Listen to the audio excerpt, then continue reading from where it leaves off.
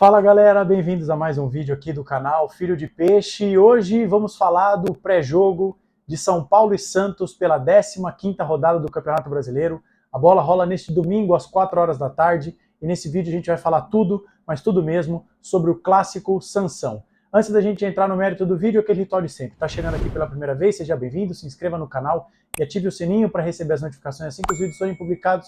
Deixe um like para que o YouTube recomende o meu conteúdo por maior número de pessoas.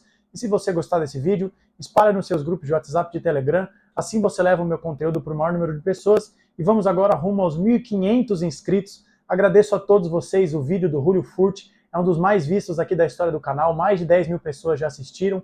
Mais de 300 pessoas se inscreveram. Estou muito feliz com a repercussão. Então vamos por mais. Agora a nova meta é 1.500 e eu conto com o seu engajamento para crescer cada vez mais. Mas sem mais delongas, jogo importante, programação especial aqui no canal Filho de Peixe, né? O Santos e São Paulo, o Santos abre essa rodada na 13ª posição com 16 pontos, não ganha nenhuma posição mesmo se ganhar o jogo, mas é importante para que o Santos suba, tenta se aproximar do pelotão de cima da tabela. O Atlético Mineiro está na 12ª colocação e tem 20 pontos, então se o Santos ganhar, pelo menos encurta a diferença para o time que está imediatamente acima dele.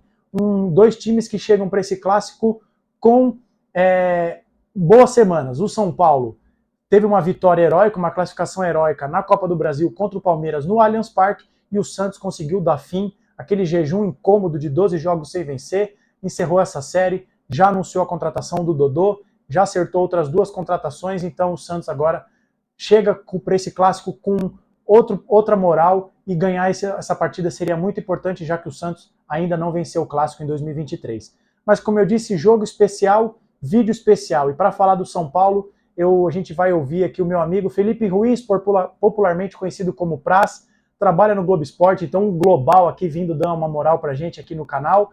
Ele aceitou o convite, vai falar sobre o São Paulo, ele que conhece tudo, tem o melhor top 3, top menos 3 da internet brasileira, sigam ele no Twitter, ele fala sobre futebol brasileiro, futebol internacional, sabe tudo de futebol, e o Praz muito gentilmente aceitou o convite para falar do tricolor paulista aqui pra gente. Então ele vai falar um pouco do São Paulo, retrospecto, torcida, escalação, e a gente volta aqui depois para mostrar os campinhos que vocês já estão acostumados aqui no canal. Então vai daí, Praz! Fala pessoal do canal Filho de Peixe.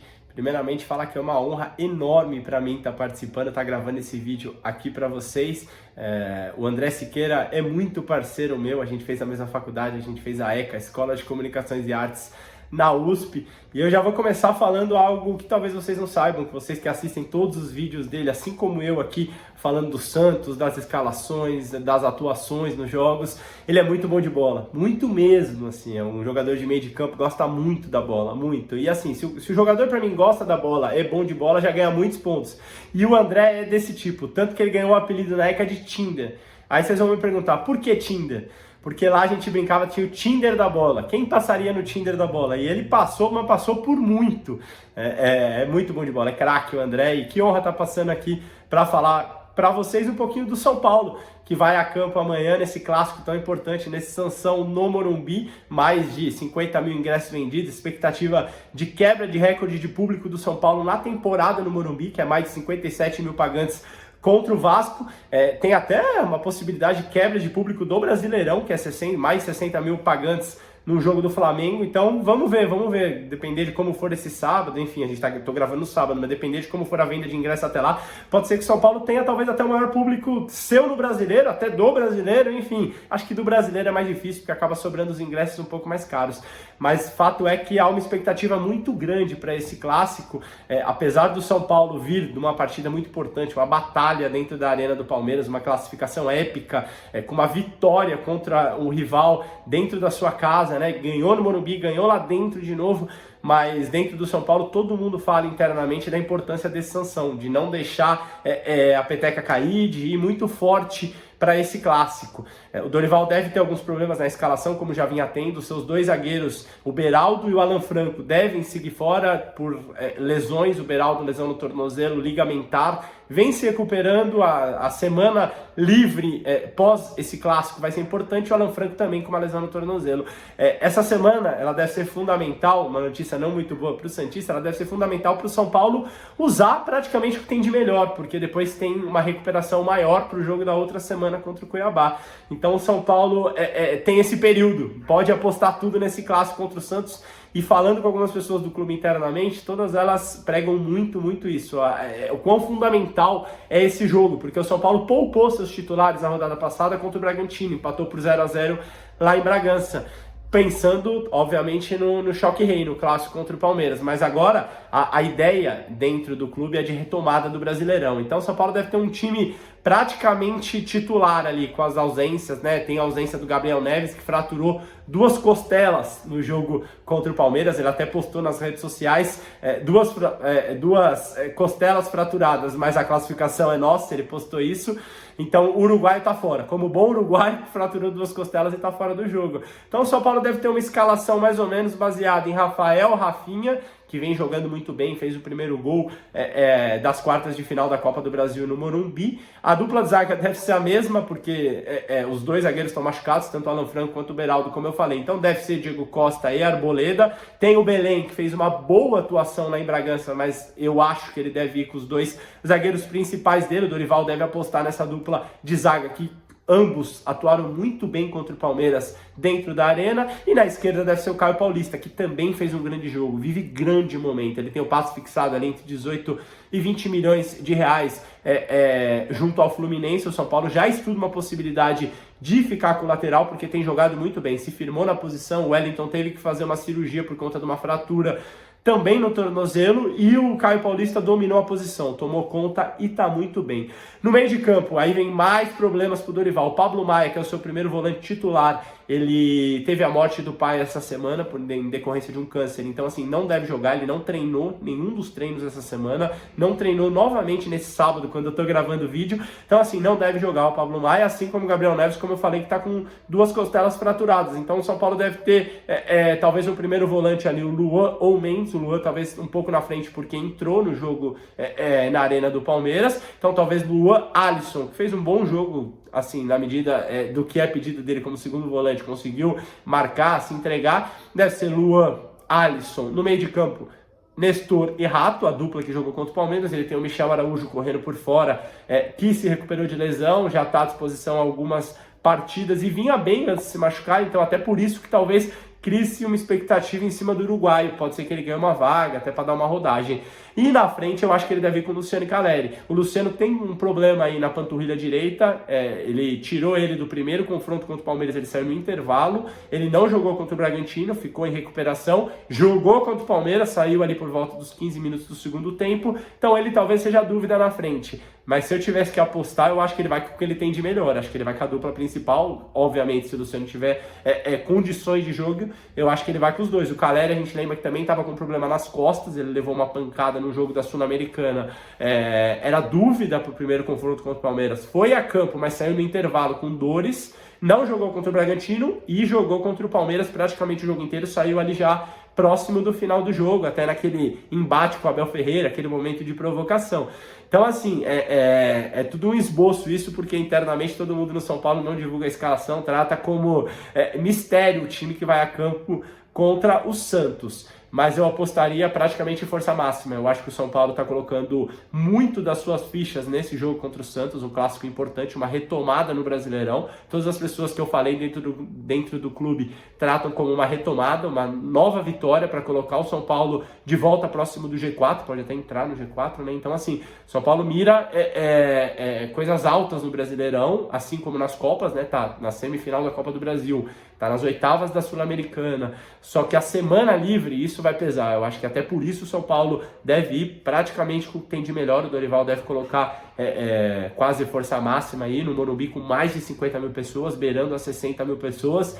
Tarefa dura pro Santos, tarefa dura, André, você que é meu parceiro, tarefa muito dura pro Santos nesse clássico às 4 horas da tarde no Morumbi. Que seja um jogaço que a gente possa acompanhar como a gente sempre acompanha, né? Eu sei que você também é aficionado ao futebol, assim como eu, que a gente possa ver um grande jogo. E mais uma vez um prazer estar por aqui. Um abraço para você, para todo mundo que tá ligado no Filho de Peixe, e acompanhem sempre, porque ó, aqui é qualidade, aqui é conteúdo. Um abraço, André, monstro.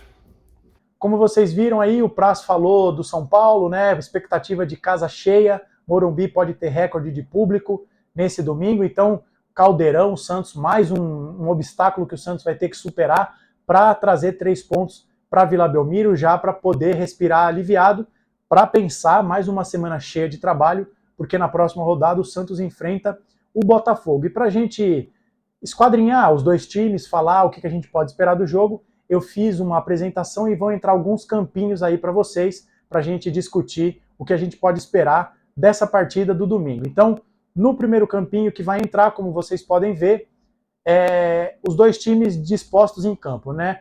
Dois times que jogam no 4-2-3-1, a diferença é que o São Paulo se defende no 4-2-3-1, com o Luciano um pouco atrás do Caleri, e o Santos se defende num 4-4-2, com o Lucas Lima mais perto do Marcos Leonardo. Mas então, a provável escalação do Santos, que eu acabei esquecendo de falar para vocês na abertura do vídeo, é a seguinte que está aí na tela para vocês. João Paulo, João Lucas, Joaquim Messias e Dodô, que vai fazer a sua estreia, Sandri, Dodi, que ocupa a vaga do Rodrigo Fernandes, Lucas Lima, Mendonça, Lucas Braga e Marcos Leonardo. Então, os times dessa maneira em campo, e aí a gente vai começar a falar de algumas questões táticas importantes, né? A primeira delas, que vai aparecer para vocês já na próxima tela, é de movimentações do time do Santos, né? Como a gente já está acostumado, o Mendonça rende mais jogando por dentro, então é um movimento que a gente tem se acostumado a ver nos times do Paulo Turra, que é o Mendonça fechando por dentro, abrindo o corredor nas costas dele. Por isso que também está destacado o Dodô, que vai ter essa liberdade para apoiar enquanto tiver caixa. Destaquei o Dodi, primeiro porque eu acho que ele deveria ser esse segundo homem de meio de campo, e também é um dos meus jogadores preferidos, é um dos jogadores mais regulares do Santos na temporada de 2023. Não entendi porque ele ficou no banco e sequer entrou contra o Goiás, mas dessa vez ele vai ter uma chance de ouro para mostrar serviço para o Paulo Turra.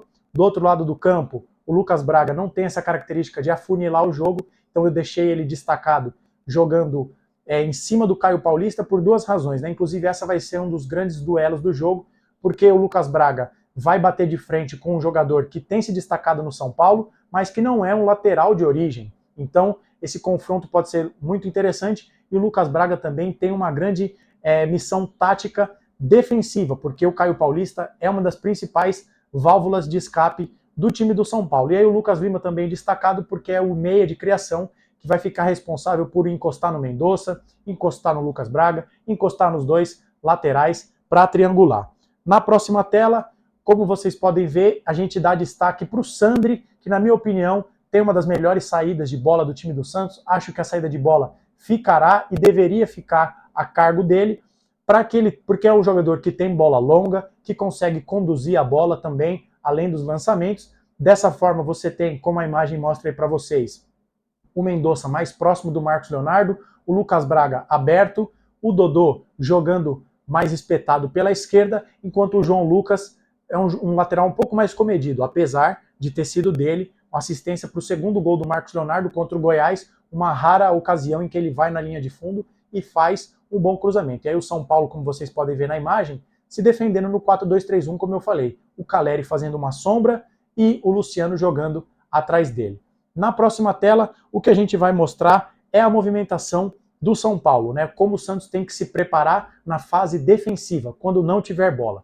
A primeira coisa que eu destaquei, claro, o Caio Paulista, porque ele fez um gol contra o Palmeiras, é um motorzinho, jogador de muita força, que está se firmando na lateral esquerda, né? E aí o grande destaque fica para o Wellington Rato e para o Nestor. Eles jogam abertos nesse 4-2-3-1, que é uma característica muito marcante do trabalho do Dorival, mas eles não são pontas, não são aqueles jogadores de força, de drible. Então eles centralizam o jogo, eles fecham por dentro, e por isso que está destacado aí em amarelo na região dos nossos volantes, porque o São Paulo vai ter esses dois jogadores fechando por dentro, criando o que a gente chama da superioridade numérica. Então, reparem como o São Paulo pode ter até 5 jogadores, né, 4 jogadores, 5, considerando a passagem do Caio Paulista, nessa intermediária, nessa faixa intermediária do time do Santos. Então, tá destacado aí também o João Lucas, porque acho que o Caio Paulista vai ali infernizar a vida dele o jogo inteiro. Então, o Santos precisa ter atenção nessa faixa central, na nossa intermediária, na frente da nossa área. E também, antes de ir para o próximo slide, o Rafinha está destacado, porque vocês vão entender que o Rafinha é uma peça fundamental para a saída de bola do São Paulo. Então, entra aí o próximo slide, em que fica claro como o Rafinha, ele é o responsável por fazer essa saída de bola apoiada, é um jogador rodado, experiente, que já não tem mais tanto vigor físico, mas ele é fundamental nessa saída de bola do São Paulo, essa saída apoiada, que também é um traço muito marcante do time do Dorival. Então o Rafinha auxilia na construção de jogo, e aí tem o que eu disse anteriormente. Reparem como o São Paulo pode ter até 5 jogadores no terço final do time do campo do Santos, com Nestor, o Rato, o Alisson e o Luciano, além do Caleri ali, que vai fazer aquele jogo mais físico com os nossos zagueiros. E aí também nessa imagem estão destacados o Mendonça, o Lucas Braga e o Lucas Lima, porque, como vocês podem ver, está nítido aí na imagem, o São Paulo tem superioridade numérica. Eles vão ter 5 jogadores, né? Enquanto o Santos tem os 2 volantes. Então, Mendonça, Braga e Lucas Lima vão ter que auxiliar defensivamente para que o Santos não fique exposto defensivamente. E aí, outras 2 telas para a gente encerrar. Uma primeira com estatísticas, né? Algumas curiosidades que eu sempre trago aqui para vocês desse clássico importantíssimo no Morumbi. Posse de bola, São Paulo tem 57,1% de média no Campeonato Brasileiro, é o segundo time com mais posse de bola no Brasileirão, atrás apenas do Flamengo, que lidera com 57,9%. O Santos, em contrapartida, 46,3% de média, a quarta pior posse do campeonato, ou seja, só o 16º time que mais tem posse de bola, apenas Grêmio, América e Coritiba estão atrás do Santos. Quesito defensivo, o São Paulo tem a quarta melhor defesa do campeonato, com 13 gols sofridos em 14 jogos, menos de 1 gol por partida, e o Rafael, o 12º goleiro com mais defesas no campeonato, 39 feitas nessas 14 rodadas. Em contrapartida, o Santos, que já teve a melhor defesa do campeonato, hoje é a 14ª melhor defesa, ou seja, está entre as 6 piores, 19 gols sofridos em 14 jogos, mas a boa notícia, entre aspas, é que o João Paulo é o segundo goleiro que mais faz defesas no Campeonato Brasileiro. Só está atrás do Lucas Perry. O João Paulo tem 54, o Perry tem 60. E aí uma curiosidade, duelo pelo alto. O Caleri, entre todos os jogadores do Campeonato Brasileiro, é o 7º que mais ganha disputas pelo alto. Já venceu 39 duelos desde o começo do Brasileirão. E a gente pode projetar um duelo de Torre Gêmeas, porque se o Caleri é o 7º melhor entre todos os jogadores do Brasileiro, a dupla de zaga do Santos compõe o top 5, Messias o 3º e o Joaquim o 4º. O Messias já ganhou 52 disputas desde o começo do Brasileirão e o Joaquim ganhou 50. E aí, para a gente encerrar, uma última tela, o que a gente pode esperar desse clássico Sansão no Morumbi? Mostrando essa imagem para vocês, e já deixo aqui o crédito para o pessoal do Data Futebol, é um mapa que mostra quais são os times mais dominantes do Campeonato Brasileiro. Os times que mais têm posse e que mais trocam passes no campo defensivo, no terço final de ataque e obrigatoriamente o terço inicial da defesa do time adversário.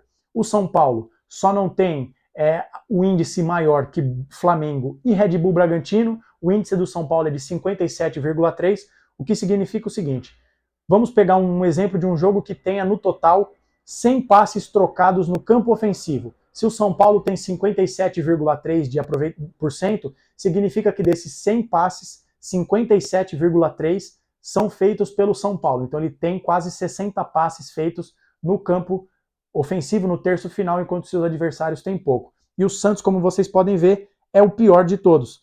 No eixo vertical da posse de bola, então o Santos tem até mais posse de bola do que o América Mineiro, tem uma posse parecida com a de Cuiabá e Curitiba, mas no eixo horizontal, que é o field tilt, que é justamente essa ocupação do terço final, essa quantidade de passes trocados no terço final, o Santos tem o pior índice, né? Então, o time do Santos até tem a posse, até tem a posse no terço final, mas é um time que troca poucos passes, é um time que tenta resolver a jogada de uma forma mais objetiva. Então, a tônica do jogo, como está aí na tela para vocês, é o seguinte: a gente deve ver um São Paulo com a posse, empurrando o Santos para trás, enquanto o Santos vai ficar ali postado se defendendo. Se tem uma notícia boa nisso, é porque o Santos vai ter o contra-ataque e o Santos adora, o Paulo Turra adora o contra-ataque. Então esse é o material que eu preparei para vocês. E para a gente encerrar, em resumo, um jogo muito difícil. O São Paulo é o favorito sim, porque está numa fase de um trabalho melhor. O Dorival tem um trabalho mais maduro, de mais tempo, chegou antes do Paulo Turra. O São Paulo vem embalado e vai jogar diante de um Morumbi lotado, como o Praz falou. Mas o Santos, acho que jogando com o que tem de melhor também, com a estreia do Dodô, com o Dodi de volta, com o Marcos Leonardo, esperamos que o Lucas Lima repita a boa partida que fez contra o Goiás. Acho que o Santos tem condição de pelo menos fazer um jogo parelho, para que possa, se Deus quiser, igualar o jogo e quem sabe voltar com pelo menos um ponto do Morumbi. Já seria um resultado importante para que o Santos some pontos e se distancie cada vez mais da zona do rebaixamento. Lembrando que com a vitória contra o Goiás, o Santos agora está a 5 pontos do Z4, já dá uma respirada, mas ganhar clássico é importante, sobretudo porque a gente ainda não venceu confrontos dessa natureza no ano de 2023. Então é isso, eu quero saber o que você pensa e o que você espera desse jogo.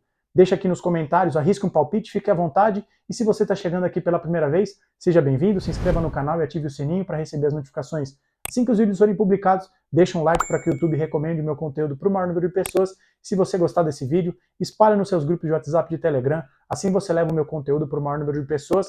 Vamos agora rumo aos 1.500 inscritos, tá certo? Eu conto com o seu engajamento e com a sua participação. Nos vemos no próximo vídeo com o pós-jogo desse clássico Sansão. Esperamos que seja com vitória do Santos. Um abraço a todos e até a próxima.